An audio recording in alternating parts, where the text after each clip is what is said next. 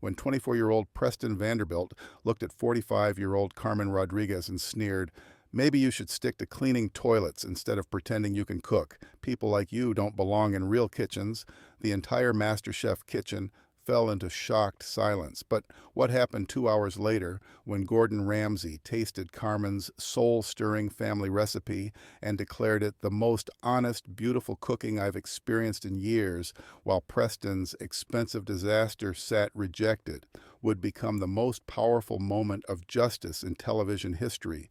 This wasn't just about cooking anymore. This was about a hard-working single mother proving that talent, heart, and decades of necessity create better chefs than money and privilege ever could. The cameras kept rolling, but this was no longer about winning a competition. This was about the moment when entitlement met authenticity, when privilege confronted hard work, and when a woman who had spent her life serving others finally got to show the world what she was truly capable of. It started as the most emotionally charged pressure test in MasterChef history. 4 contestants remained, each fighting desperately for their place in the finale. The kitchen buzzed with nervous energy as Gordon Ramsay prepared to announce the challenge that would determine who deserved to compete for the title of America's next MasterChef. "Today's pressure test is about cooking from the heart," Gordon declared, his voice carrying unusual emotion. "You have 2 hours to create a dish that tells your personal story, a meal that represents who you are, where you come from, and what food means to you. This isn't about technique alone. This is about soul, personal story, cooking from the heart." For most contestants, this would be a chance to showcase creativity and personal flair. But for Carmen Rodriguez, standing at her station with quiet dignity, this challenge represented something much deeper: the opportunity to honor every sacrifice she had made and every person she had cooked for during the hardest years of her life. At 45, Carmen was unlike any other contestant in MasterChef history. She worked 3 jobs to support her 2 teenage children, cleaning office buildings from midnight to 6 a.m., caring for elderly clients during the day, and preparing meals for busy families on weekends. She had learned to cook not from culinary school or cooking shows, but from necessity, stretching tight budgets into nourishing meals, turning simple ingredients into comfort food that could heal both body and spirit. Beside her stood Preston Vanderbilt III, whose biggest life challenge had been choosing between his father's yacht in the Hamptons or his mother's villa in Tuscany. At 24, Preston had never worked a day in his life, had attended culinary school as a hobby rather than necessity, and had applied to MasterChef because he thought it would be amusing to add another trophy to his collection of unearned achievements. Since arriving at the competition, Preston had made no effort to hide his disdain for contestants he deemed beneath his class. He constantly referenced his family's wealth, dropped names of expensive restaurants where he was a regular customer, and had repeatedly suggested that people from working backgrounds lacked the sophistication necessary for fine cooking. "I don't understand why they let service workers compete," Preston had said loudly during prep, making sure Carmen could hear every word. "This is supposed to be about culinary excellence, not some feel-good story about people who clean up after others. Real cooking requires education, refinement, and resources that, frankly, some people just don't have access to." Carmen had heard every cruel word, but she had learned long ago that responding to cruelty only encouraged more of it. In her 25 years of service work, she had endured countless moments of disrespect from people who saw her uniform rather than her humanity. But she had also learned that dignity couldn't be taken away. It could only be surrendered. "Your time starts now." The challenge began with contestants rushing to organize their ingredients and plan their emotional presentations. Preston immediately headed toward the premium ingredient station, loading his cart with truffle oil, Wagyu beef, and imported cheeses that cost more than Carmen made in a week. Carmen, meanwhile, selected simple, honest ingredients that told the story of her heritage and her struggles: rice, beans, plantains, and spices that connected her to her grandmother's kitchen in El Salvador, where she had first learned that cooking was about love, not luxury. Look at her picking peasant food ingredients: Preston commented loudly to another contestant. "This is exactly what I mean about people who don't understand fine dining. You can't create sophisticated cuisine with grocery store basics. Real cooking requires premium ingredients and proper training." But Gordon Ramsay, observing from across the kitchen, was watching Carmen's selection with growing interest. She moved through the pantry with purpose and confidence, selecting ingredients that clearly held deep personal meaning. Her choices told a story of resourcefulness, tradition, and the kind of cooking that sustains families through hardship. 45 minutes into the challenge, the difference between cooking with heart and cooking with ego was becoming apparent. Preston was executing technically competent but soulless techniques, treating expensive ingredients as props in his performance rather than components in a meaningful dish. Carmen, meanwhile, was cooking with the focused intensity of someone who understood that food was love made visible. She was preparing her grandmother's arroz con pollo, a dish she had made hundreds of times for her children, for elderly clients who reminded her of family, for neighbors who were struggling to put food on their tables. Her technique was flawless, not because she had studied it, but because she had lived it. Every movement was economical and purposeful, perfected through years of cooking for people she cared about on budgets that left no room for waste. "She's just making rice and chicken," Preston scoffed, glancing over at Carmen's station, where traditional techniques were creating extraordinary aromas. "Anyone can throw some ingredients in a pot. Real cooking requires sophistication, technique, artistry. This is home cooking, not restaurant quality."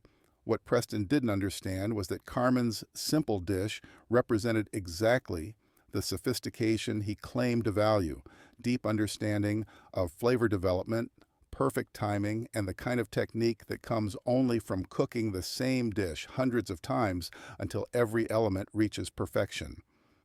"1 hour remaining," Gordon announced. Carmen's arroz con pollo was developing the complex, layered flavors that come only from patient technique and genuine understanding.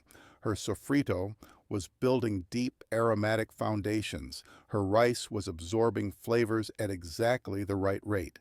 Her chicken was developing the kind of tender texture that comes from perfect temperature control and timing. Preston was struggling now. His expensive ingredients weren't compensating for his lack of emotional connection to the dish.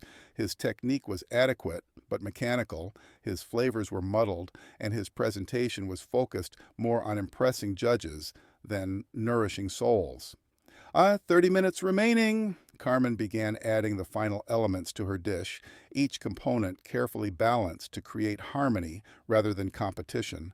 Her cooking filled her section of the kitchen with aromas that reminded everyone of comfort, family, and the kind of meals that create lasting memories.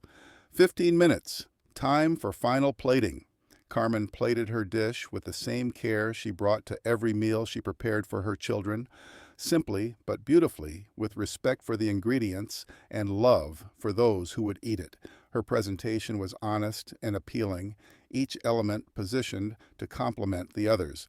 Preston's plating was elaborate and overwrought, trying to disguise the fact that his expensive ingredients had been assembled without soul or understanding. "Time, hands up, step back." The judging began with Gordon approaching each station with unusual solemnity. The importance of this moment was clear to everyone. This wasn't just about advancing to the finale. It was about understanding what cooking really meant. Gordon started with Preston's station, examining the elaborate presentation with its expensive garnishes and complex plating.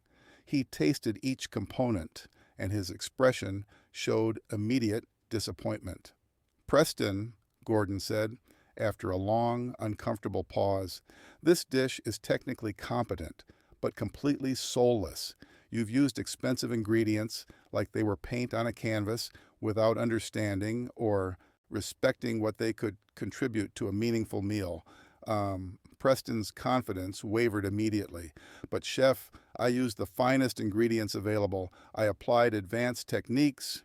You applied money, not skill," Gordon interrupted firmly. "You used ingredients as props in a performance rather than components in a story. This dish tells me nothing about who you are except that you think expensive equals excellent." Then Gordon approached Carmen's station, and the entire atmosphere changed. The arroz con pollo looked beautiful in its simplicity. Golden rice studded with perfectly cooked chicken, bright with sofrito, and redolent with the kind of aromas that make people feel welcomed and loved. Gordon took his first bite, and his entire expression transformed. He chewed slowly, thoughtfully, and his eyes showed the kind of recognition that comes when food transcends mere sustenance and becomes something transcendent. "Carmen," Gordon said, his voice thick with emotion, "this is extraordinary. This isn't just rice and chicken. This is a love letter written in food. Every bite tells a story of sacrifice, of family, of the kind of cooking that feeds not just bodies, but souls." The kitchen fell completely silent as Gordon continued his evaluation. "This dish represents everything that great cooking should be," Gordon continued, his voice gaining strength. "Perfect technique developed through necessity, flavors built through understanding rather than expense, and most importantly, cooking that comes from the heart of someone who knows that food is love made visible." Gordon turned to address the entire kitchen, using Carmen's achievement as a lesson that everyone needed to hear. "Let me tell you something about real cooking," Gordon announced, his voice carrying absolute authority. "The greatest dishes in the world aren't created with expensive ingredients or fancy techniques. They're created by people who cook with purpose, who understand that feeding others is one of the most profound acts of service we can perform." Gordon looked directly at Preston, his expression serious and instructive. "Preston, your comments about service workers and sophistication show a fundamental misunderstanding of what cooking really is," Gordon said firmly. "Carmen has just shown you what sophistication actually looks like.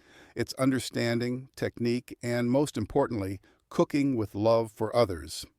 Preston stood speechless, his earlier arrogance completely deflated by the evidence of Carmen's superior cooking. "Carmen works 3 jobs to support her family," Gordon continued. "She cleans buildings at night, cares for elderly clients during the day, and still finds time to create meals that bring comfort and joy to others. That's not just cooking, that's devotion." What happened next was unprecedented in MasterChef finale history. Gordon's voice cracked with emotion as he made his announcement. "Carmen, you're not just advancing to the finale, you've just reminded everyone in this kitchen why we cook in the first place," Gordon said. "Preston, your time in the MasterChef kitchen is over. Please turn in your apron." As Preston left, the satisfaction in the kitchen was palpable. Justice had been served. The contestant who had shown such disrespect for working people had been eliminated by someone whose work ethic and heart had created something he could never achieve with all his privilege and money. "Carmen," Gordon said, approaching her with genuine respect, "your dish doesn't just taste incredible. It represents the very best of what cooking can be. You've honored your heritage, your family, and everyone who has ever worked hard to provide for others." The episode became legendary because it represented something viewers desperately needed to see. Proof that hard work, authenticity, and genuine care for others would always triumph over money, privilege, and entitlement. Carmen went on to win the entire MasterChef competition, but more importantly, she used her platform to highlight the struggles and dignity of working families across America. Her victory speech focused on everyone who works multiple jobs to support their families, who cook with love despite tight budgets, who find dignity in service. Today, Carmen runs a restaurant that employs formerly unemployed workers, serves affordable meals to working families, and proves every day that the best cooking comes from understanding what food really means to people who need it most. Preston, humbled by his experience, eventually apologized and began working in soup kitchens to understand the value of service and the dignity of those who work to help others. Because that's what Carmen Rodriguez taught everyone that day, that real sophistication comes from understanding, that true technique is developed through necessity, and that the most beautiful cooking happens when someone cooks not for praise or profit, but because feeding others is an act of love. If you found this story meaningful, you can watch more videos that celebrate hard work and the dignity of all honest labor on our channel. Subscribe to stay updated with stories that remind us that the best achievements come from heart, dedication, and respect for others, not from privilege or money.